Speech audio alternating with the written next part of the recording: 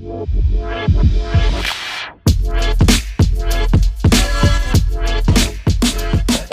we are here with Milwaukee Brewers Wall of Honor member and a 1979 Gold Glove Award winner, Correct. Sixto Lezcano. Thank you so much for having me here. I appreciate it. My pleasure. Mi casa, su casa. There you go. All right. So you grew up in Puerto Rico, Correct. right? You played, and in Puerto Rico, obviously, baseball is huge, right? So it was a part of your life from the beginning, correct? Correct. Since I was 4 years old, I was very interested in baseball. Yeah. My father was the one who opened up that desire in my heart about baseball because he used to listen to the games in Puerto Rico. Baseball was a dream come true. I never thought I was going to be a big leaguer. I was just playing because I loved the game, and it was something to get me away from the bad roads of life. Yeah. So 16 years old. Tell me about that. You're 16 years old, and you get drafted by the Brewers organization. Not drafted. I was signed as a free agent. Signed as a free We agent? didn't have a draft in No Puerto draft back Rico. then. Okay. Baseball was my breakfast, lunch, and dinner. Yeah. Sometimes snack at night. You were signed at 16. You played your first game at 20 years old, correct? In the big leagues. In the big leagues, Yes. right? I was called up in '74 after Right. I played AAA. I sat for about a week. Then on September 10th of 1974, they put me in the lineup. Yeah. Against the Orioles. And I got a base hit my first time off of Dave McNally. And then I got the game-winning hit of Grant Jackson Nice. in the 10th to win the game. I went 3 for 5. Not a bad start, right? And I got the game-winning RBI. Main thing was to play. Yeah. Then after you retire, then a lot of things come out and they tell you, oh, you tied this record, you broke this record, you did this and you did that. I say, I didn't know at the time. I was just playing. Yeah. I was competing. You didn't really pay attention to that type of No, stuff? not really. Then I played in Puerto Rico too. Yeah. And I won a batting title in Puerto Rico.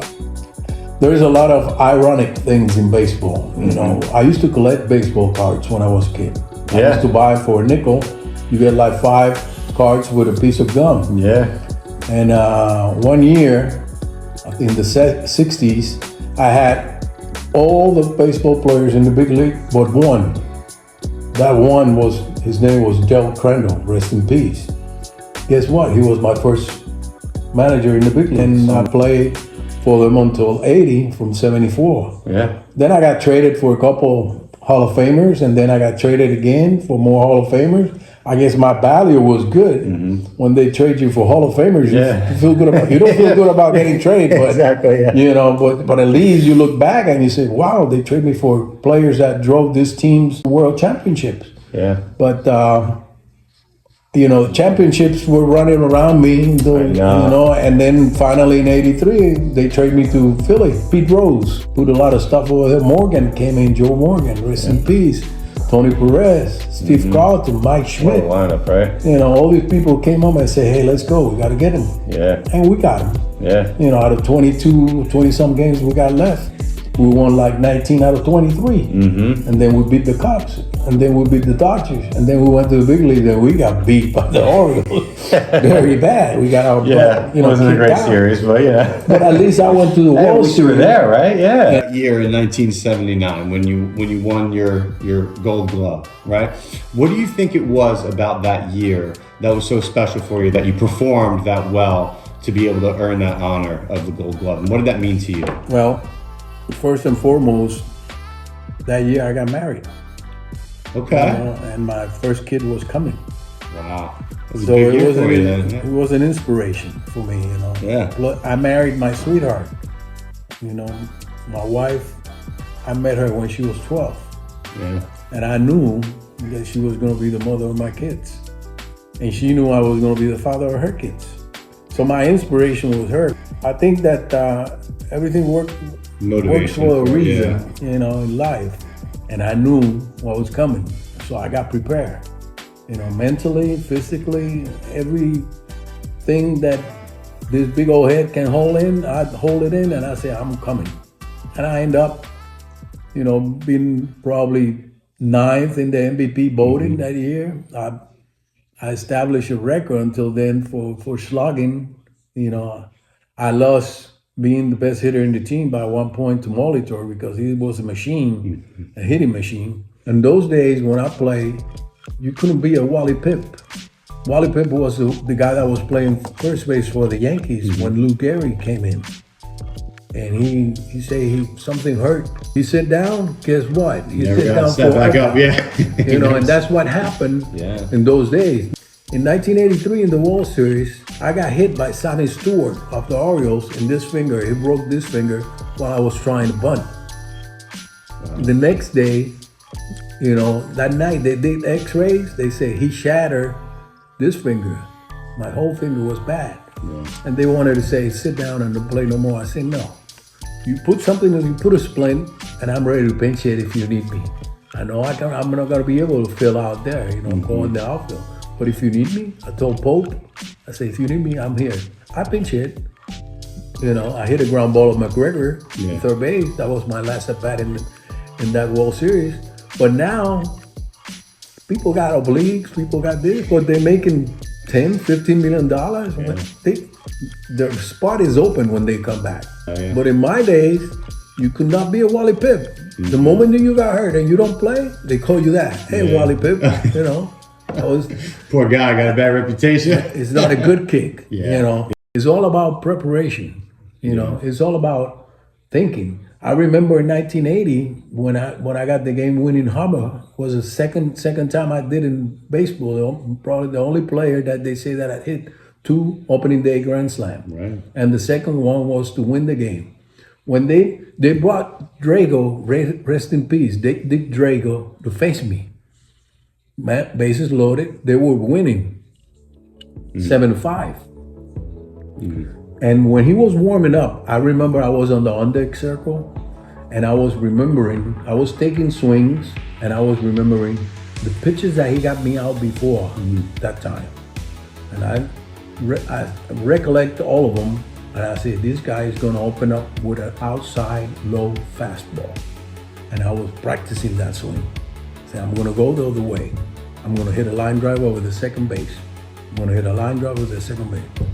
They say my name, I step up, you threw the fastball low and away, and I hit it. Here's a drive to deep right center, way back goes Evans. It's got a chance to go, goal! Hey, a grand slam home run for Lezcano! When I was turning first base, ball disappeared.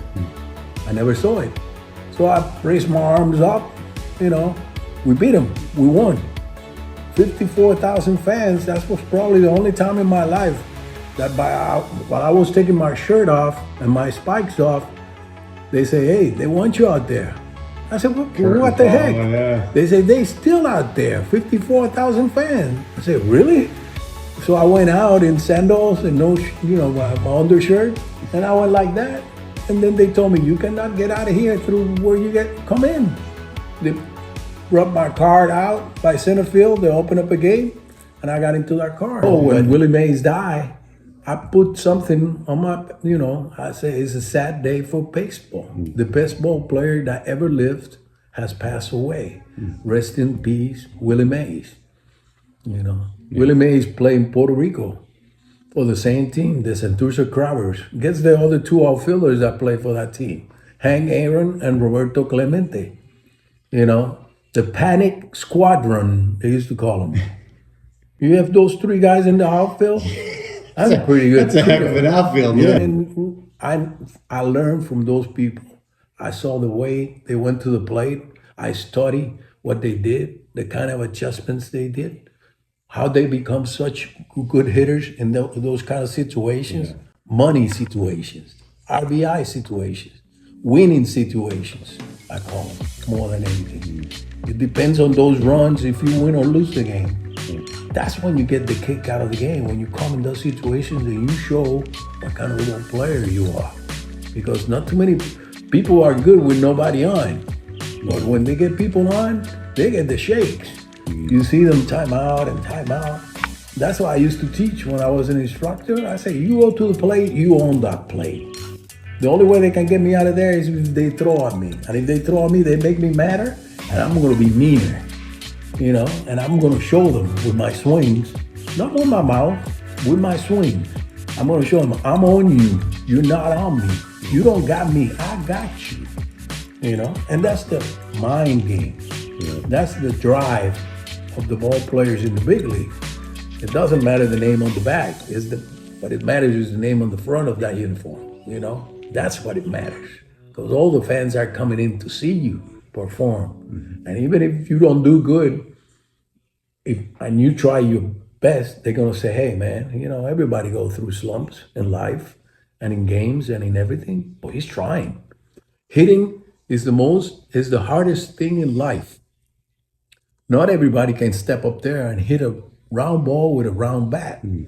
It's difficult because that ball comes in different angles, different speeds, different spins, you know, and it's not easy to do that in anything in life. In anything in life, Sal, it's like that.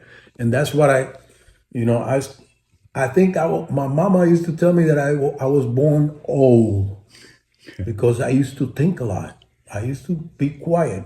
I'm talking now because I'm 70 years old.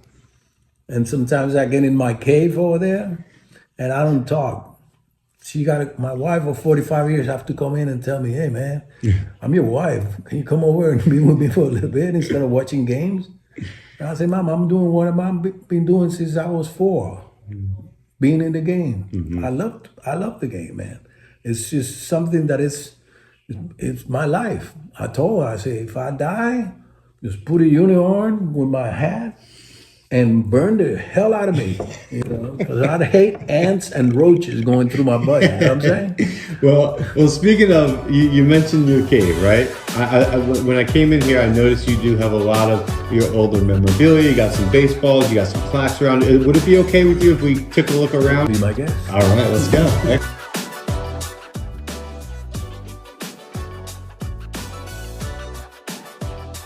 Well, these are trophies that I got through minor leagues and big leagues, and after I retire. Oh, I love the bobbleheads. Ice cream leader hats. You know. So these are trophies from when you were growing up? Yep. This is the one from the 1983 World Series. I saved that. It's dirty, but it got more meaning. It's kind of a smaller baseball now. Maybe my hands have grown because I'm older. So this is a game ball, or right from the 1983 World Series. Oh, wow. Got a Hank Aaron baseball. You see, with his signature. Nice. Rest in peace. Now, did you get those in person, or did you buy? Yes, You got these all yourself? No, I got this in person. Very I got cool. this from George Brett when I was working for the Royals. I got it from him personal. Yeah. You know, I got Eddie Murray, I see Rich that. Gossage. I see a Cal Ripken up there. This is my 100 home run in the big leagues. This was 720 in 1980. So this is the ball from your 100th home run. Correct. That's pretty cool. How'd you get it back? Somebody just, they put it on the scoreboard, and the guy who cut it brought it back. Okay. And he didn't want nothing. He just wanted to see me happy. Oh, that's great. He gave it to me. That's great. The same thing with this one. This is my 1,000 hit in the big leagues. 1,000 hit. That was in 1983. Wow. Against Of, the Cubs. 7-12. Dickie Knowles. Dickie Knowles. Yeah. Oh. Dickie was with the Cubs. Oh, all right. There it is. Dickie Knowles. This is my 100 RBI in 79. September 26, 1979. When I got my 100 RBI. It's not Hall of Fame stuff, but it is. Hey, you know what? These are really, really cool. It's an achievement that I will keep for my grandsons, which they already say, Papa, if you die, I want all of that. I say, it's all yours. Yeah. Well, that's my bat when I used to play. Oh, that's your bat. So Yeah. Is this a game used bat? Yeah. Oh, wow. So what years did you use this bat from? Well, from 74 all the way there it to is. 85. Wow. It's a big baby. But my father said, use something heavy. So when you make contact, it go farther. Makes sense to me. Yeah, that makes sense. This is it's called the Wall of Honor. The Wall of Honor plaque. It say patrolled the Milwaukee outfield for the first 7 of his 12 major league seasons. And that's hanging in the stadium? It's hanging in the Wall of Honor in the That's ballpark in pretty. Milwaukee. That's got to be a good feeling for you, right? Yeah.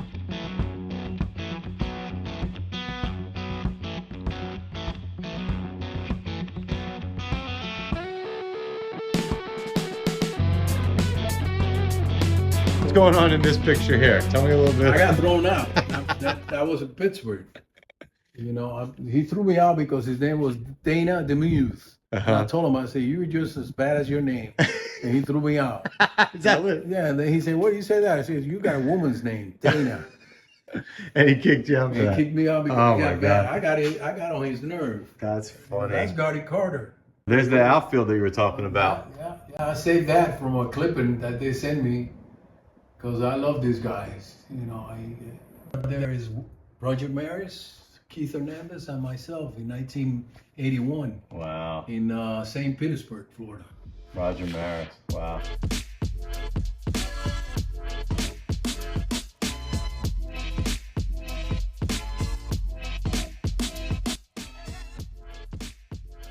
Okay, Sal, this is Sixto Lezcano, and I feel very grateful that you have visited me representing STM Sports. Like I said before, mi casa su casa. Thank you very much. God bless.